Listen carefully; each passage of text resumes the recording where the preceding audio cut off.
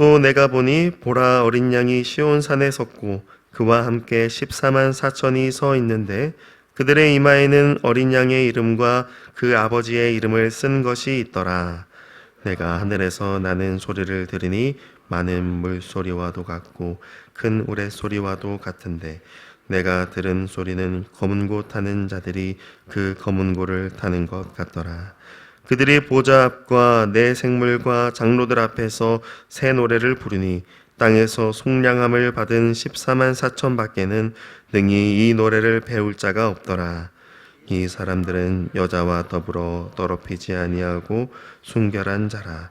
어린 양이 어디로 인도하든지 따라가는 자며 사람 가운데에서 속량함을 받아 처음 익은 열매로 하나님과 어린 양에게 속한 자들이니 그 입에 거짓말이 없고 흠이 없는 자들이더라. 또 보니 다른 천사가 공중에 날아가는데 땅에 거주하는 자들 곧 모든 민족과 종족과 방언과 백성에게 전할 영원한 복음을 가졌더라.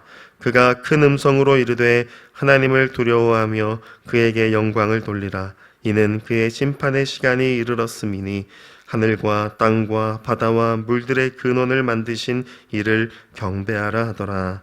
또 다른 천사 곧 둘째가 그 뒤를 따라 말하되 무너졌도다 무너졌도다 큰 성 바벨론이여 모든 나라에게 그의 음행으로 말미암아 진노의 포도주를 먹이던 자로다 하더라. 또 다른 천사 곧 셋째가 그 뒤를 따라 큰 음성으로 이르되 만일 누구든지 짐승과 그의 우상에게 경배하고 이마에나 손에 표를 받으면 그도 하나님의 진노의 포도주를 마시리니 그 진노의 잔에 섞인 것이 없이 부은 포도주라. 거룩한 천사들 앞과 어린 양 앞에서 불과 유황으로 고난을 받으리니 그 고난의 연기가 세세토록 올라가리로다. 짐승과 그의 우상에게 경배하고 그의 이름표를 받는 자는 누구든지 밤낮 쉼을 얻지 못하리라 하더라. 성도들의 인내가 여기 있나니 그들은 하나님의 계명과 예수에 대한 믿음을 지키는 자니라. 함께 읽습니다. 또 내가 들으니 하늘에서 음성이 나서 이르되 기록하라. 지금 이후로 주 안에서 죽는 자들은 복이 있도다 하시매 성령이 이르시되 그러하다. 그들이 수고를 그치고 쉬리니 이는 그들의 행한 일이 따름이라 하시더라. 아멘.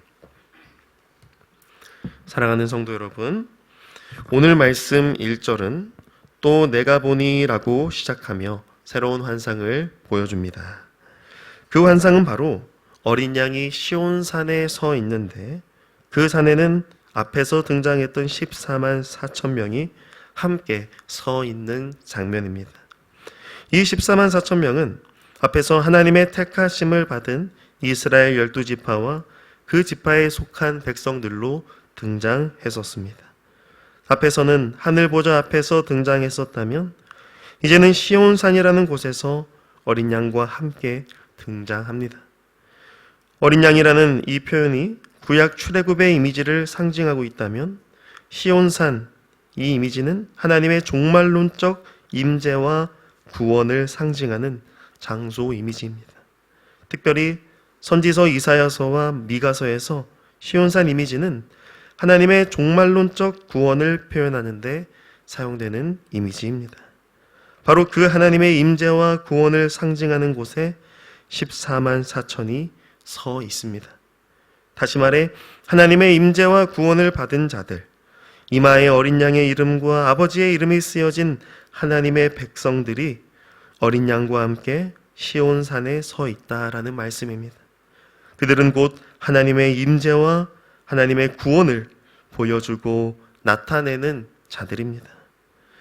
그때 하늘에서 소리가 들리기 시작합니다. 많은 물소리, 큰 우레소리와도 같은 그 소리는 마치 검은 고를 타는 소리와도 같다라고 합니다.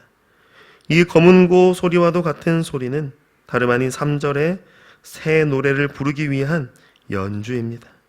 3절 말씀에 이 검은 고 같은 소리에 맞추어 14만 4천 명이 새 노래를 부르기 시작합니다. 이 새 노래는 오직 속량함을 받은 14만 4천 밖에는 배울 자가 없다라고 말씀합니다. 즉 하나님 보좌 앞에서 부르는 이 노래는 오직 하나님의 구원을 받은 자들만이 부를 수 있는 구원의 노래입니다. 오직 어린 양의 보혈의 은혜로 구원받은 자만이 하나님 보좌 앞에 설 수 있고 그곳에서 하나님을 향해 그 구원의 은혜를 찬송할 수 있습니다. 4절 말씀에 보면 그 구원의 노래를 부르는 14만 4천이 어떤 자들인지를 설명합니다. 그들은 바로 여자와 더불어 더럽히지 아니하고 순결한 자입니다.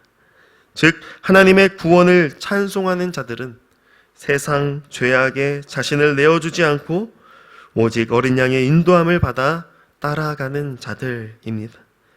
그들은 사람 가운데서 즉 세상 사람들 중에 있어 본래 죄인이었지만 하나님의 은혜로 속량함을 받아 처음 익은 열매로 하나님과 어린 양에게 속한 자들이라고 말씀합니다. 또한 5절 말씀처럼 그들의 입에는 거짓말이 없고 흠이 없는 자들이다 말씀합니다. 즉 하나님의 보좌 앞에서 하나님의 구원을 찬송하는 자들은 이와 같이 하나님 앞에 거룩하게 정결하게 서게 된 자들이다라는 말씀입니다. 세상에서 더럽고 추하고 죄악된 것들을 모두 어린 양의 보혈로 씻음받은 자들, 그들이 바로 하나님의 구원을 찬송하는 자들입니다. 이러한 모습은 하나님의 택함을 받고 구원을 받은 자들의 모습이 어떠한지를 분명히 말씀하고 있습니다. 하나님의 구원을 찬송하는 택함 받은 자들은 다름 아닌 세상과 구별되어 거룩하게 하나님 앞에 드려진 자들입니다. 음란과 정욕과 거짓이라는 그 죄악 구렁텅이에서 속량함을 받았기에 더 이상 하나님 보좌 앞에서는 그러한 죄악된 모습들이 없는 것입니다.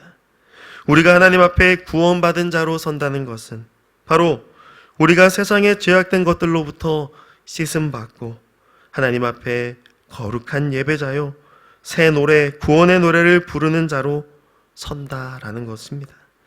결코 우리의 구원과 우리의 삶이 서로 분리되지 않는다는 말씀입니다. 하나님 보좌 앞에 설 때에는 우리가 완전히 흠없는 자가 되어서 하나님 앞에 서게 된다라는 것을 말씀하고 있습니다. 이어지는 6절에서 7절 말씀은 천사 환상을 보게 됩니다. 이 천사는 공중을 날아가며 땅에 거주하는 자들에게 영원한 복음을 전하는 천사입니다. 7절에 그 천사가 큰 음성으로 말하기를 하나님을 두려워하며 영광을 돌리라 라고 합니다. 왜냐하면 이제 심판의 시간이 이르렀기 때문입니다. 하늘과 땅과 바다와 물의 근원들을 만드신 창조주 하나님께 경배하라 하며 온 땅에 그 복음을 전파합니다. 이것이 무엇을 의미할까요? 바로 세상의 끝, 하나님의 심판이 임하기 전 하나님의 복음이 온 땅 가운데 전파되어질 것을 의미합니다. 이제 하나님의 복음을 듣지 못한 자가 없도록 하나님께서 천사를 사용하셔서라도 그의 복음을 온 땅에 전파하십니다. 그 복음의 내용은 바로 하나님께 영광 돌리며 경배하라 라는 소리입니다. 그러나 이 복음이 전파된 후에 둘째, 셋째 천사가 뒤이어 말합니다. 8절 말씀에 큰 성 바벨론이 무너졌다라고 소리칩니다. 큰 성 바벨론으로 비유되는 것은 바로 사탄 마귀의 권세입니다. 하나님을 대적하는 사탄 마귀의 권세, 우상을 숭배하게 만드는 그 권세가 무너졌다라는 말씀입니다. 이어서 셋째 천사가 큰 음성으로 말합니다. 누구든지 짐승과 그의 우상에게 경배하고 이마에나 손에 표를 받으면 그도 하나님의 진노의 포도주를 마신다라고 합니다. 즉 하나님이 아닌 우상을 숭배하는 자들, 결국 하나님의 심판을 받게 된다라는 말씀입니다. 그들은 하나님의 내리시는 불과 유황으로 고난을 받게 됩니다. 마치 소돔과 고모라에 내리셨던 그 심판같이 하나님께서 우상 숭배하는 자들을 향하여 하나님의 불과 유황으로 심판하시는 겁니다. 그러나 이 심판으로 인해 드러나게 되는 것이 있습니다. 바로 성도들의 인내입니다. 세상은 죄악으로 말미암아 우상 숭배에 빠지게 되지만 그 가운데 하나님의 계명과 예수 그리스도를 향한 믿음을 지킨 성도들, 그들의 인내가 드러나는 날이 바로 그 심판의 날입니다. 12절 말씀에 성도들의 인내가 여기 있다 말씀합니다. 그것은 바로 하나님의 계명, 곧 하나님의 말씀과 예수 그리스도에 대한 믿음을 지키는 자들입니다. 예수님에 대한 믿음, 그것은 단지 예수님을 믿습니다 라고 하는 차원을 넘어 예수님이 하나님 아버지께 드린 그 신실하신 순종을 의미합니다. 성도는 반드시 하나님 앞에 이와 같은 신실한 믿음과 순종으로 반응하는 자이며, 그러한 모습이 곧 성도가 마지막 심판 때에 보여야 할 인내의 모습이다라는 말씀입니다. 이와 같은 성도의 인내, 하나님 앞에서 신실하게 서고자 하는 성도들에게 하나님의 음성이 들립니다. 13절 말씀에 기록하라 라고 말씀합니다. 기록하라는 것은 인내함으로 믿음을 지킨 성도들에게 이 말씀을 주셨다라는 것과 같습니다. 그 기록해 주신 말씀이 무엇입니까? 바로 지금 이후로 주 안에서 죽는 자들은 복이 있도다. 즉 인내로 믿음을 지킨 성도들, 그들의 죽음조차도 하나님 앞에 복된 자들이다 라는 것입니다.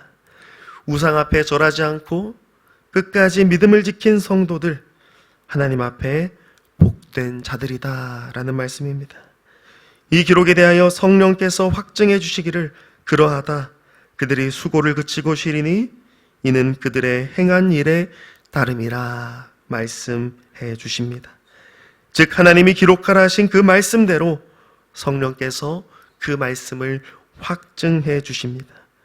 인내로 믿음을 지킨 성도, 그들은 반드시 예수 그리스도 안에서 수고한 자들이며 그 수고가 하나님 앞에 드려진 자들이며 그렇기에 참된 쉼을 누리는 자들이다 라는 말씀입니다.